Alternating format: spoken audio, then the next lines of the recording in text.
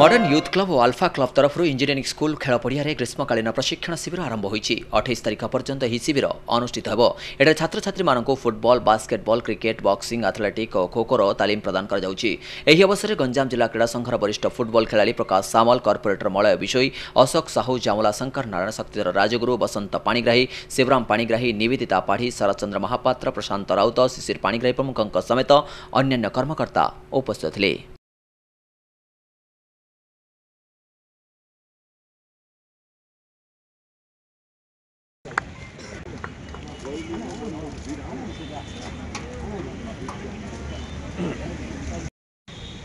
मते जो मन को निजक मन गर्व अनुभव कर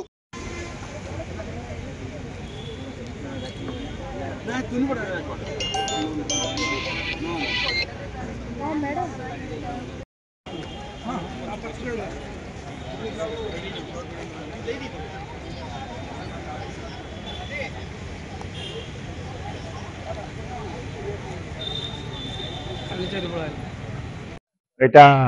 10 तारिख रु आसंता 28 तारिख चलो एवं 6टी खेल वर्ष football, basketball, boxing, cricket, kho kho, athletic 6टी खेल कर